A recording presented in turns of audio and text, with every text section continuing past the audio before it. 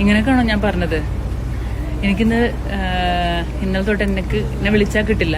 ഞാൻ out of റേഞ്ചാണ്. എൻ്റെ കുടുംബക്കാരും ഫ്രണ്ട്സും എല്ലാവരും എനിക്ക് പടപടാ മെസ്സേജ് കൊണ്ടിരിക്കുകയാണ്. ഞാൻ ബ്ലോഗിങ്ങും ഇങ്ങനെ ഒരു കാര്യം പറയാത്തതിൻ്റെ മെയിൻ റീസൺ ഇതായിരുന്നു.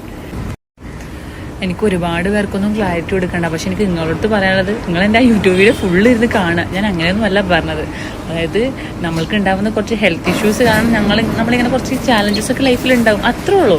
പിന്നെ ഞാൻ ഇതിനൊക്കെ ശ്രദ്ധിച്ചൊരു പോർഷൻ എന്ന് വെച്ചാൽ, എനിക്ക് ഇതുവരെ വന്ന കമൻസിനേക്കാൾ ഏറ്റവും കൂടുതൽ വന്നത് ഈ ഒരു ടോപ്പിക് സംസാരിച്ചപ്പോഴാണ്. അത് മൊത്തം പറയുന്നത് അവർക്കിതുപോലെ ഉണ്ട്. അതാണ് എനിക്ക് ഏറ്റവും ഹേർട്ടായത്. അതാണ് ഞാൻ പറഞ്ഞതുകൊണ്ട് ഹെൽപ്പായി, നന്നായി നിങ്ങളത് ഷെയർ ചെയ്തതെന്ന്, നന്നായി ഞാനത് ഷെയർ ചെയ്തതെന്ന് തോന്നിയത് അപ്പോഴാണ്. എന്തായാലും നിങ്ങൾ ആ വീഡിയോ ഫുള്ള് കാണുക കേട്ടോ. നിങ്ങൾ ആ വീഡിയോ കണ്ടിട്ട് മാത്രം ഒരു ജഡ്ജ്മെന്റിൽ എത്താട്ടോ. എനിക്കറിയില്ല എങ്ങനെയാ പറഞ്ഞുതരാം. നടി അനശ്വര രാജന്റെ ചേച്ചി എന്ന നിലയിൽ സുപരിചിതയായ ഐശ്വര്യ രാജൻ ഇപ്പോൾ തന്റെ ജീവിതത്തിലെ വളരെ വേദനിപ്പിക്കുന്നതും എന്നാൽ കരുത്തുറ്റതുമായ ഒരു കഥ പങ്കുവെക്കുകയാണ്.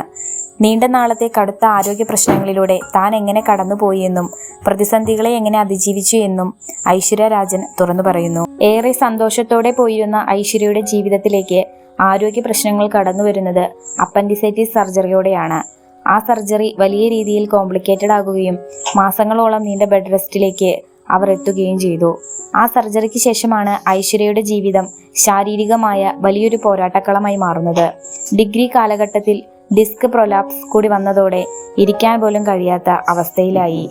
അപ്പൻഡിസൈറ്റിസ് സർജറി, ഡിസ്ക് പ്രൊലാപ്സ്, കഠിനമായ അലർജി എന്നിവയ്ക്ക് പുറമെ ശരീരത്തിലെ ഓരോ കോശങ്ങളിലും വേദന അനുഭവപ്പെടുന്ന ഫൈബ്രോമൈൽജിയ എന്ന അവസ്ഥയും ഐശ്വര്യയെ തളർത്തി.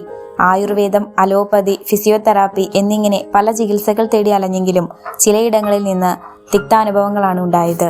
തന്റെ വേദനകളെക്കുറിച്ച് പറയുമ്പോൾ ആരുടെയും സഹതാപമല്ല, മറിച്ച് തന്റെ ജീവിതത്തിൽ സംഭവിച്ച മാറ്റങ്ങളെക്കുറിച്ചുള്ള വ്യക്തത നൽകാനാണ് ഐശ്വര്യ ഇതെല്ലാം തുറന്നു പറഞ്ഞത്.